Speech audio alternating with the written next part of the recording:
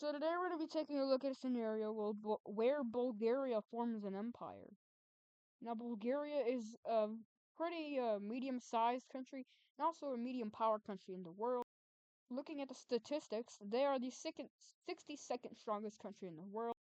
And when we do empire videos like this, we have to make sure the country in question is buff. So Bulgaria will be buff.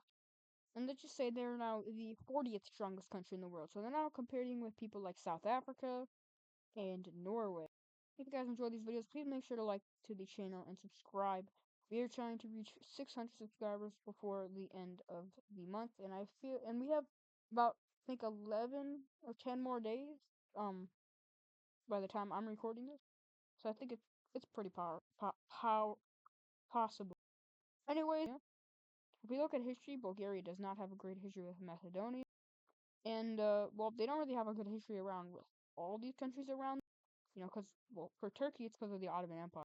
Greece, it's a multitude of things, including the Byzantines, but that also includes, them during the Second Balkan War, Serbia, because of the Second Balkan War, and World War One, and same thing goes with Romania. In Macedonia, Bulgaria says Macedonia is just confused Bulgarians. So Bulgaria is going to invade the confused Bulgarians. Now this goes without much issue. North Macedonia is one of the weakest countries in the world, and definitely one of the weakest countries in Europe. And Bulgaria is now a lot stronger than them, even if they were close before, it doesn't matter now. As Bulgaria is going to ravage through, they cut off this portion of land, which includes a lot of lakes, and then they make a spearhead to this part of the land, which cuts off Macedonia in three pieces, including the capital, the lake area, and then the area that is kind of Albanian. So the Albanian area will fall, and we have to now focus on just the center region, which is the capital of Skopje. The Bulgarians move through, and eventually the city is captured without much resistance, although that definitely was the hardest battle they had to fight yet. Looking at the peace treaty, we can see that Bulgaria has fully annexed North Macedonia and turned it into, I guess, an autonomous region within their country. Next, they will go ahead and, well, what they're gonna do is they're going to try to see if they can get any alliances. And they find a particular member which is interested in getting land that they're also interested in getting, and this is Hungary. Hungary is going to go ahead and ally with the Bulgarians, for a multitude of reasons. And with this, these countries are going to start their invasion of Serbia. Now, what Bulgaria claims is a grand portion of Serbia, including pretty much all of that land, which is about, I would say, almost half of the country, while Hungary is going to go ahead and claim this land. So only this land will be left, but we will have to see what happens to that in the peace treaty. Anyways, the Bulgarians will start their moving through the country, really just focusing on the areas that they promised, or not promised, but wanted to get. And they actually really focus on the northern regions, as they find a lot of success and ease into pushing into this area of Serbia. However, they do reach an army about right here that cuts them off, where they have to retreat a little bit into the eastern areas. From here, they're gonna set up a better defense, and well, Hungary will also join this war, moving forth into the northern areas of Serbia, which I'm pretty sure, I don't want to butcher this pronunciation, but I'm pretty sure it's called Vojvodina, or Vojvodina, I'm not entirely sure. But they do make a strategic move in connecting into the eastern areas of Serbia, which are already pretty much all taken. And with that, you can see the Hungarians are going to move through and they will successfully encircle the capital of Serbia, and with that, these areas are going to fall. And Serbia tries to hold out as much, although they get approached from like 5 sides, so that's not good. And when this all happens, they're gonna surrender because they realize they're just not gonna win this war, and that's pretty much all there is to it. And as peace treaty, we see Serbia does still exist, however, barely, as Hungary and Bulgaria take large amount of chunks from them. From here, Bulgaria is gonna stop for a couple of years until they realize that their next target will ultimately be Romania. And like with the other countries, both of Hungary and Bulgaria will move into these countries. And, well, we can see that this is not going well for the Romanians, as more and more areas of this country are getting pushed into. Eventually, they meet up in around the southern, kind of central area of this country, and start sieging and even capture Bucharest very quickly.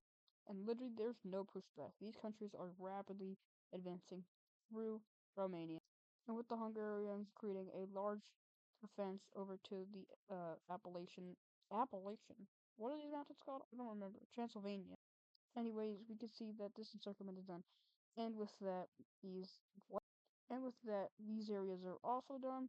And now it's just like the Moldova region of this country, and that's gonna go ahead and surrender, as well, there's no point in not doing that. So let's go ahead and take a look at the peace treaty. Looking at this peace treaty, we can see that Bulgaria and Hungary get a lot of land, and Moldova gets the remaining portions of Romania. Hungary gets the most land, but I would say Bulgaria gets more valuable land as they get the capital and all of this Dobruja area right here, which has a lot of population and economy, so they can use that for military too. But from here, like a Balkan alliance forms against them, which includes Croatia, Slovenia, Bosnia, Albania, or actually not Albania, but Greece joins it, as well as Montenegro and Serbia. These countries just don't want to be the next victim of the Bulgarian expansion and I guess Hungarian expansion as well. But at this point, Turkey actually gives a proposition. Turkey wants to be allies with this big expansionist alliance. Bulgaria has been kind of like, we kind of want Thrace. By the way, it's called Thrace. I don't know why adizzpro pronounced Thrice, but it's pronounced Thrace, and yeah. But they will give all of this land right here over to the Bulgarians, which is a great proposition for them, as this is a good amount of land. It doesn't include Istanbul, but this is kind of just what they wanted most of. And with that, now Turkey is going to go ahead and join the alliance of the, I guess, just an expansionists. The blue team's trying to get more people, so they're gonna get Ukraine. I just realized, we could add one more person, and that would just be the Central Powers. I guess you too, but that would just be the Central Powers. But we're not doing that. It's not the Austria-Hungary video. Bulgaria's kind of stuck in expansion, and they warm up their allies, saying, "Let's just do this," and they let's just do this. Bulgaria starts their invasion of northern Greece, taking a lot of the Macedonian area, as Turkey starts an island hopping campaign of the Greek islands, even meeting onto Crete and taking the whole island. I know it's mountainous, but I don't really care. And we also see the the Bulgarians moving through the Serbian region, which is a very weakened region after the whole war. And they even move into Bosnia, striking their capital very quickly, as well as Montenegro. Hungary is well, they're mainly going to be focused on Ukraine, as Ukraine that's a lot of mountains in this region, so they're going to kind of take the mountainous areas and then set up a front that looks something like that. But Ukraine can push back, so they're going to push back a lot, specifically in the central regions. But they don't fully get pushed back out of Ukraine. Hungary also makes a small advancement into this Croatian area, which used to be a part of Hungary, and then they start invading Bosnia from this side, and they make a deal, which is to cut this whole Serbian area off, which has a very good amount of troops, and all the troops either become POWs or die. From here, Montenegro is captured, and the blue team thinks they might have made a mistake in existence. As Romania also starts pushing in, or not Romania, Bulgaria starts pushing into the Odessa area, capturing that whole area. From here, Turkey's going to make a landing into Greece, taking a lot of the Spartan region. Well, the Bulgarians move into more areas over here, capturing Thessaloniki. However, they do get pushed back when it comes to this region right. At this stage in the war, Albania is going to go ahead and, with Kosovo, they're going to join the war against the blue team, which makes a disastrous front for the Greeks to follow, as now we can see Albanian troops are moving into Greece, going into the center of the country. This makes Greece fall off and kind of does a retreat, which also makes Sparta fall, which this is not a great idea. Over here, we can see the Hungarians completely just they're still pushing into this whole area right here that Austria-Hungary used to own, and the Bulgarians are making great pushes into this Odessa area. So Ukraine's just gonna nope out of the war. Bosnia is gonna die. Croatia is gonna just submit and Slovenia will well, I'm not gonna say what happens to them. But Greece, I'm also not gonna say what happens to them. They die, and well, that's an interesting war. Kind of overpowered. With Turkey joining, everything, all the power was kind of ruined there. When Ukraine fell, it was like Greece, just stop. And let's go ahead and take a look at the peace treaty.